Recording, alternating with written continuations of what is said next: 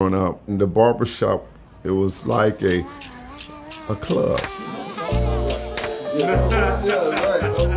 When I started barber school, I was around 21, 22 years old. I just wanted to do something that would give me a new lease in life.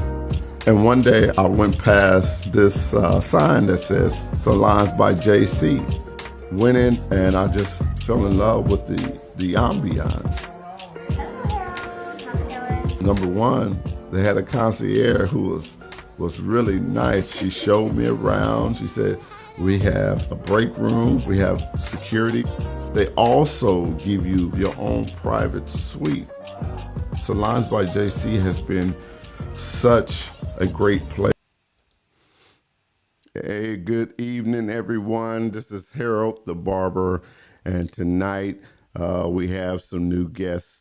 And I believe that you guys are really going to enjoy these guys. These guys has been um my friends and customers for 8 years. One has been a customer of mine for 8 years, and the other has been a great friend and customer for a few years now, about 4 years now.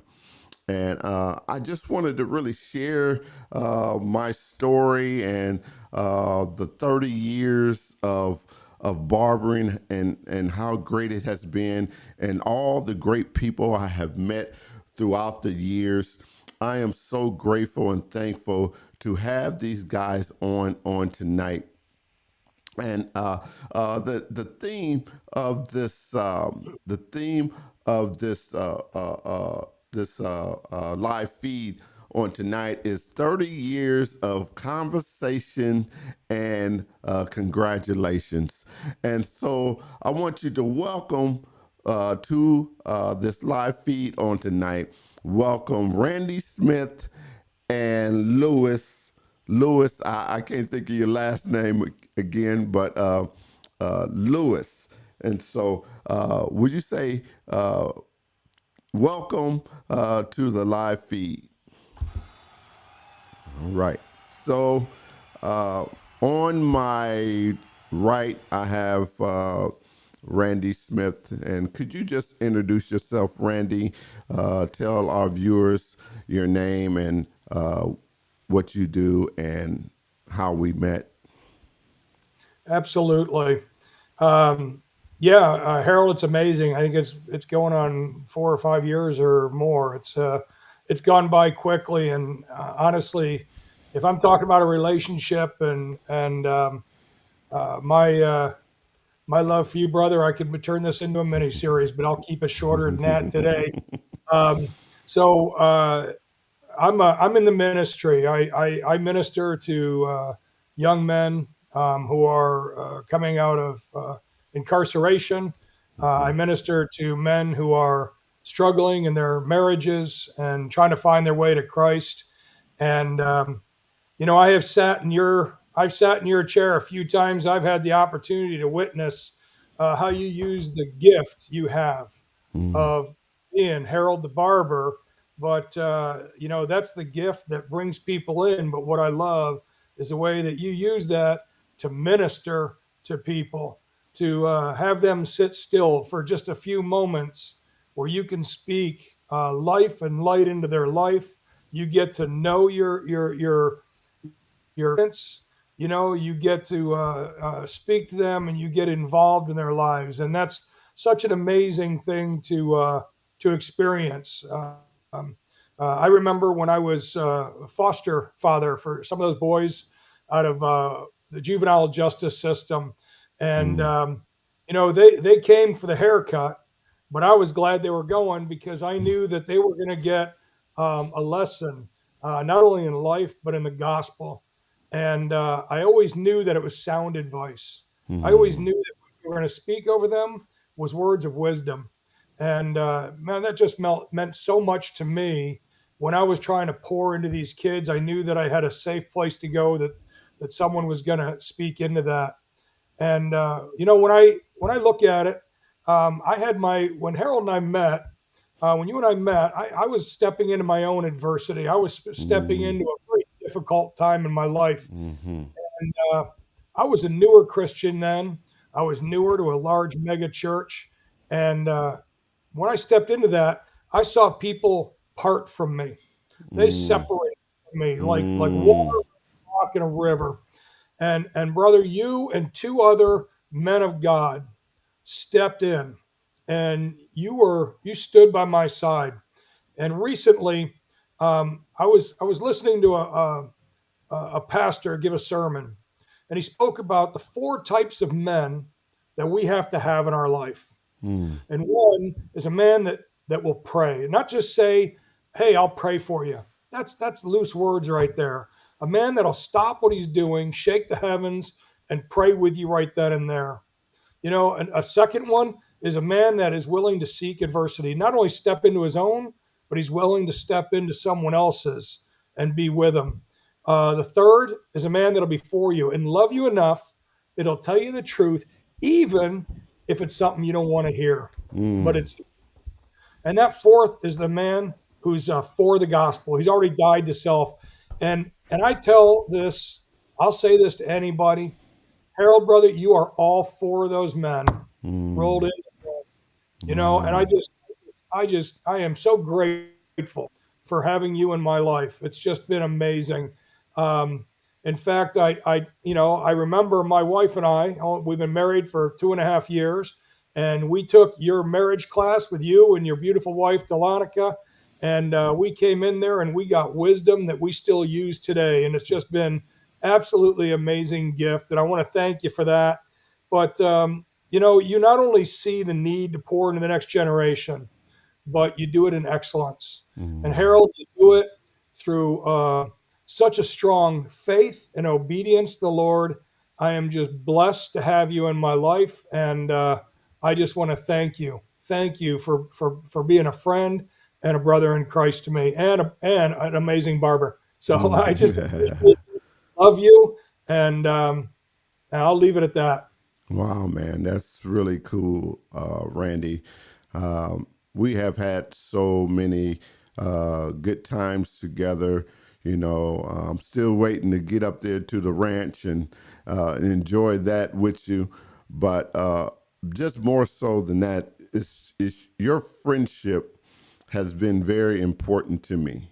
We may not even talk every day, but when we do talk, we are really right in the conversation as if we talked on the other day. So Yeah. thank you for coming on, and I'm gonna come back to you here in a little bit. But next to my right is another young man that has been coming to me ever since he's been in Austin, and that has been 8 years ago. And this guy has been amazing, amazing customer, amazing. He's an amazing person, and his name is Louis Brizio. And so, welcome, Louis. Thank you, Harold. Thank you for having me on. It's truly an honor that you've invited me. What more can be said that Randy hasn't said? I mean, the man, the myth, the legend, Harold. I mean, I took a leap of faith, leaving the state of California to pursue an advancement in my professional career. I'm 33 years old. I'm an electrical engineer. I'm very blessed to be in the position that I am now, and even more so blessed that I ran into you, because I am a person that likes to I think that is important to how one presents themselves. That's part of self care, at least for my self care routine. And finding the right person. I mean, the talent is there. That goes without saying, right? But having that extra layer of personal companionship and like relationship to be able to share day to day life, even if it's as mundane as I got up and I had breakfast before I came to the barbershop, or I've got plans this weekend with my girlfriend, or I've got, I'm talking to my mom, my grandmother. And so it's very, I think, unique to have a type of relationship just like that. And even more so with someone that's so willing to be receptive. And so I'm very thankful. I can't believe that it's been over 8 years now. Yeah. it feels like time is just blown by. So Yeah. yes, Harold, very very blessed and thankful to be here. Oh, I thank you for coming on. Now, you know, in the barbershop, there are talks that I don't share with anybody. Um, so, and you have to be careful the barber that you pick because you can't allow just anybody in your head and just speaking over you or just doing whatever because that transfers over to your customer or to the person who's cutting your head. But we have had many talks, uh, uh, Lewis, and can you just share uh, just some things that you feel and what you like about coming into the barbershop? I think it's the best phrase that can come to mind is of a home away from home. Uh, I feel comfortable the moment I walk into the door. There's that sense of professionalism that's always carried through you and whoever's working with you in the shop. Mm-hmm. And maybe it's a cliche to say it, but I don't feel that I'm judged. Right? I can open Mm, up and share some conversations that are tough conversations, perhaps that maybe I there aren't many people that I can go to and to receive uh, suggestions, opinions, and stories and experiences that I can take in and think and sit on them later. I mean, that's very valuable to me as a young person growing up and having a mentor or having someone to look up to. I find that in the barber. mm, that's good. That's good. Randy, so can you just share with some of the people how do you feel when you or come around me or come into the barbershop? How do you feel? How do I make you feel when you come around? You know, that's a great question, Harold. And the thing is you can go anywhere. You can go anywhere in this city or in any city in the country, and there's going to be someone who's hired to be there, a shop owner who's going to be there to provide a service and take your money. Mm-hmm. But fact is, um, people are hurting in this country. There's a lot of Mm. people hurting. And when I come in, the first thing I see is I see you smile. You light up. You are happy that I'm there, and it's not over the haircut. It's not over a few bucks. You're happy that I'm there because you know there's relationship, and I know there's relationship. And when I come in, it's not it's that the haircut is an end result, but what happens there is you leave, I leave feeling better. I feel like, if I'm there on a down day, I leave with hope. If I go Mm. in there and I've got things in my mind, I've got a place to put them down and lay them down and just talk about it. And like I said, this country's hurting. So if someone can come in and they can have a relationship with someone, like you said, and Lewis said, who's not just cutting your hair, but they're getting into your head because you want to share with them. You want to have relationship with them, and that's what's amazing about it. It's a interaction with a friend, and Mm. I love it. When I turn a corner, I turn right into your shop. I look at you, and I know there's just a big old smile, and I know I'm right where I belong, um, right in that moment, and I just love it. Yeah. Wow. And I love it. I love the conversations that I have with you guys. Some conversations are only left with us. Um, and my my job is to make sure that I can deliver everything that you need at that point and at that time that you come into the shop or wherever we may meet at. We may be at church. I always try to be attentive to you because at that time you are more important to me than anything, you know. So, man, I just appreciate our friendship. I appreciate your support. You have supported us in the few years that we have known each other. You know, you support us in our love and marriage that we have, our podcast that we have. You have been very supportive in that. And man, I just want to tell you, thank you. Thank you for everything that you do. Even with the guys, you have brought some of them guys in into the shop. And there was, what is the one guy that I really like, and he moved out of town and never really, I really wanted to spend a lot more time with him, but he moved, I guess he moved to New York or something. That was Nicholas. Yes. With Nicholas, and I just heard from him. He just Mm. reached out after a year. He called because he was missing, and actually, it's funny you say that because in our conversation, he asked how Harold was. So I Wow. told him still cutting hair, still leading people to Jesus, and still just a great man. Yeah. Wow. And that's really good. You know, so and another thing to Jerry, I asked you a question on the other day. I said, how do you feel when you come into the shop? And or how do I make you feel when you come to the shop? Can you tell our viewers um, that a little bit of that conversation? Yeah, absolutely. And before the rest of the audience gets confused, so Lewis is my first name and Jerry's my nickname, and I know knows that well, so that's why he called me Jerry. I I appreciate was that gonna because call it is important to me, right? I was gonna call you Jerry, and I said, okay. Yeah. No, I truly appreciate it. I mean, those are one of the few details, right? That's intimate, that is important to me, and so, I mean, it's great that not everybody knows that I go by Jerry. But so we'll lead right into how do you make me feel that you actually know me uh, more than just the surface level, right?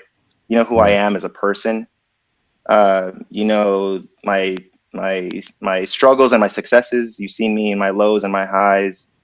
Mm. But again, I'll circle back to what I said about non-judgmental, and it's just Hmm. you will feed me some truth. That truth sometimes that's what's needed in the moment, and I always appreciate that because I know that I will have a sincere and honest conversation with you, and it's just not surface level and it's not sugar coated. It's a real honest conversation with a friend, the true human being, and so that's how you make me feel. Yeah. And so there was something that you said uh, in that conversation. You said, "I know that you're not spiritual." I mean, I just because I'm going somewhere with this. You remember that conversation? Sure. And what did you say? Yes. Yes. Okay, that's go ahead. I may be misremembering, but it is you bring about a spiritual environment. Mm-hmm. You know, I was raised Catholic. Um, Maybe I don't practice it so much now, but I have my faith, right? But to be able to enter an environment that is spiritual, I think is an important aspect of life. No matter what religion you are, or if you don't follow a specific religion, I think spirituality is an important part of being a human being, and it definitely felt there in the barbershop. Right. Wow. Because the conversation when I asked you, how do you feel? You said it feels very spiritual. And then you said, I know that you guys are really not that spiritual. And I was really surprised at that for several reasons. And one of the reasons is that when people come into my shop, I want them to feel comfortable. I don't want them to feel like I'm being judged for who I am, or I can't do this or I can't do that. I always try to make people feel comfortable and feel accepted because I got all kinds of customers and people coming into the shop, and I never want them to feel like, okay, I don't belong here. That is why I'm so quick to conversate with people. Hey, how did you hear about me? Or how did you like the haircut? Or whatever it may be. I always try to make them feel comfortable. And when you said that, I was really like, wow, wow, that is amazing to me because I never want to be judgmental. I always want, they used to teach us in school, in barber school, that don't bring your religion into the shop. I get it. I get it. But there are times if I see someone hurting or I see someone struggling, I have to give you something to take along with you so your day can be better. And you will always think about, I like that guy or I like that shop or I want to come back and I want to tell other people because I know almost everything about you, Jerry. I know, I remember when your father passed away, your father, your stepfather passed away, and I remember uh, other details that has happened in your life, and I named them to you, and you were shocked that I knew it, and um, and that's what it takes for us to be in relationship with other people, knowing little details. Mm. And when you mean something to me, I want to let you know that I hear you. Have you ever felt like that, Randy? Absolutely. Mm-hmm. Absolutely. Every Mm-hmm. time. Yeah. And that's important. That's important. That's relationship. That's what it's all based on. Yes, sir. So I just want to say thank you guys for coming on again. I really appreciate it. We had some technical difficulties with some other guests that was coming on, but God knows. God knows. He had you two angels and to come in and to share your experiences and some of the conversations that we have. And so, before we go off, would you just share a little word of wisdom, uh, each one of you guys? You don't have to come on at the same time, but I'm gonna start with Randy. Can you just share a little word of wisdom with our viewers? Yeah, the word of wisdom I have is we all face battles. We all face struggles. Some seem insurmountable. Some we know we can overcome. But I think everybody has to remember that anything that lives in the dark grows in the dark. We have Mm, to put light on it.